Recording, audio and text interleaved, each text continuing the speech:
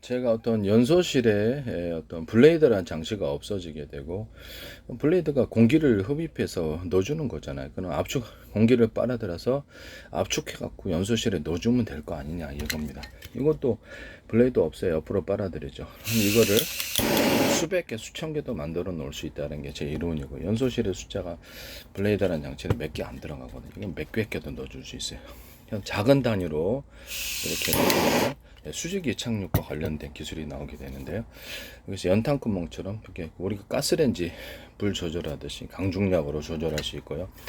연료양을 통제해서 화력을 조절한다 그랬죠. 추력을 조절한다고. 이 방식을 선택하셔도 되겠습니다. 배에서도 자동차에서도 가능하고요.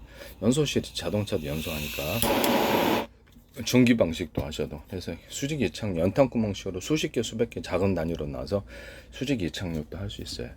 또는 옆으로 이렇게 사선으로 내뿜어 가지고 어떤 비행체가 클 때 사선으로 내뿜어서 땅을 태우지 않으면서도 수직이 착륙하는 기술로도 들어갑니다.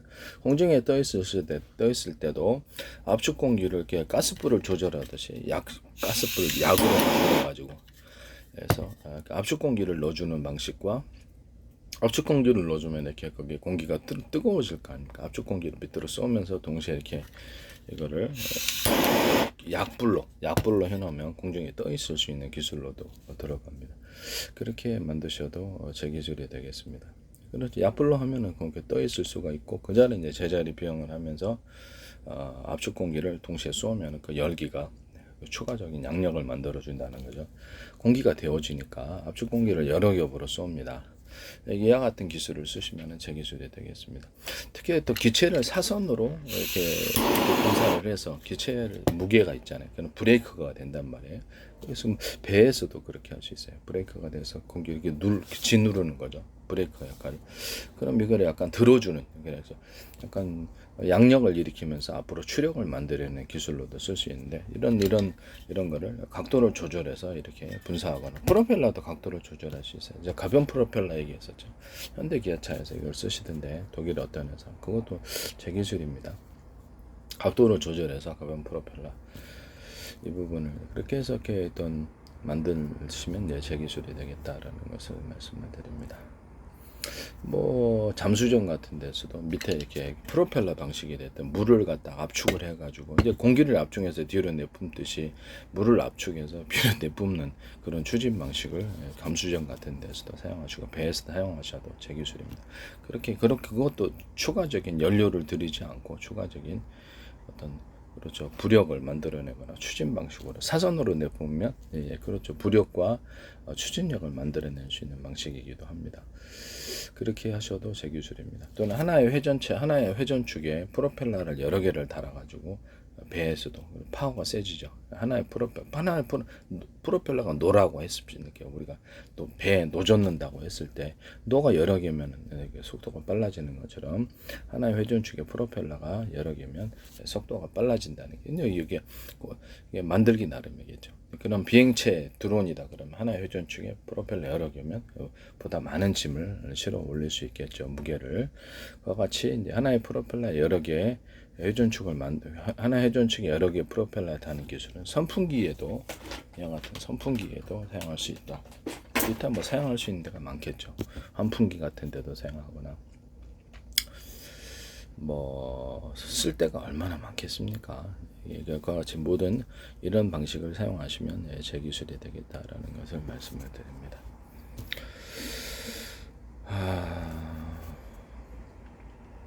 그러니까 그 자동차에도 현재 있는 변속기가 없어지고 연료양을 통제해서 그것이 이제 석유 방식이 됐든 아니면 전기 방식이 됐든 그만큼 연료만 적게만, 한국말로 연료를 적게 주면 적게 주고 많이 주면 많이 탄다는 게 제 기술이거든요. 적게 줬는데 자동차 전축이 많이 돌아갈 리가 있느냐라는 게. 그래서 현재는 변속기 구조가 없어지면 자동차도 되게 단순해지리라고 생각합니다. 그렇게 해서 연료양을 통제해서 속도를 조절하는 또는 어떤 자동차의 회전축, 프로펠러, 회전수 이런 것들을 조절하는 이런 방식을 선택하시거나, 아니면 이렇게 연료를 태워주는 방식을, 아니 연료를 적게, 이거 보세요. 이거를 파워를 세게 연료 적게 해볼게요.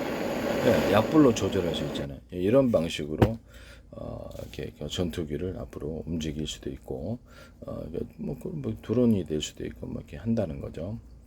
그래서 이걸 가지고 이제 수직 이착용 약불로 줄여놔서 수직 이착용이 공중에서 떠가지고 압축 공기를 내뿜으면서 강중 길이를 틀리기 위해서 내뿜죠. 그렇게 해가지고 공기 압축 공기 내뿜으면 거기에 데워지면 이제 거기가 이렇게 추가되게 기체를 안정적으로 떠오르는 그런 역할을 하게 되는 스프링 역할을 하게 되는 거고요. 그렇게 되면 연료를 좀 덜 먹죠. 이 방식을 선택을 하시면 제기술이라는 압축 공기를 비행체 앞에다가 이렇게 여러 겹으로 내뿜어서 초공동 어뢰처럼 공기의 마찰로부터 기체를 보호를 하고 조종사도 압력을 덜 받게 되죠. 이 방식을 선택하시면 제기술입니다. 거기다가 서로 파행했던 여러 개의 마이크로웨이브 전파를 길이를 틀리기 위해서 이렇게 쏘거나 적외선 전파라든 기타 다른 전파를 섞어가지고 회전을 시켜주면 전파를 거기서 이렇게 토네이도 현상을 일으킬 수 있다 그러죠. 압축 공기 플러스 토네이도 현상이니까 압축 공기를 데워버릴 거 아닙니까? 뜨거운 열로서 바뀌게 되고, 그래서 이렇게 들어오는 미사일이나 이렇게 전투 포탄 같은 걸 태워버리게 되죠. 그래서 이렇게 들어올 때 이렇게 전파를 쏴가지고 태워버리거나 이것을 방향을 바꿔버리거나 이런 현상을 일으키게 됩니다. 기체를 이렇게 비행체를 보호하는 기술로도 사용할 수 있습니다. 제 기술은 복잡하지 않습니다. 그래서 이렇게 마이크로 서로 파행했던 여러 개 마이크로웨이브 전파로 회전하면 이제 토네이도 현상을 일으킨다는 것은 제가 이렇게 수소산소 추출할 때 물에다가 서로 파행했던 여러 개 마이크로웨이브 전파, 서로 파행했던 여러 개의 적외선 전파를 상중하로 길이를 틀리기 위해서 조사하고요. 전자레인지는 그릇이 돌아가지만 이거는 전파가 수십 줄기나 수백 줄기가 돌아간다. 그러면 전기로 이렇게 전자레인지로 물 끓이시잖아요. 그래서 물을 끓여서 거기서 전기분해법, 열분해법, 수소산소 추출 방법이 된다. 압축 공기도 넣어줄 수 있다. 이거는 약간 위에서 회전 방법으로 돌려주면 토네이도 현상을 만들어낼 수 있는데 전력의 세기만 크면은 인공적인 토네이도를 폭풍우를 만들어낼 수 있다라고 얘기를 했어요. 수십 대의 비행체가 만들어내면 되겠죠. 만약에 그게 전력이 뒷받침이 된다면. 숫자를 많이 해서 한다는 거죠. 그래서 이렇게 가능하지 않겠습니까? 우리도 이렇게 보면 믹서기로 이렇게 딱 돌리면 물이 확 이렇게 믹서기에 물을 넣고 하면은 확 돌려지잖아요. 그런 현상이 공기도 그렇게 된다는 거죠. 그렇게 만드시면 제 기술이 되겠습니다. 물 넣고 믹서기 돌리면 회전하면 어떻게 되죠? 물이 회전 현상을 이렇게 토네이도 일으키잖아요. 그럼 그 공기를 뜨겁게 가열해가지고 이렇게 돌리면, 그리고 그 토네이도 가열해서 돌리는 거가 그렇지 않은 것의 차이가 되겠죠. 가열해서 하지 않으면 좀 더 많은 에너지가 필요하겠죠.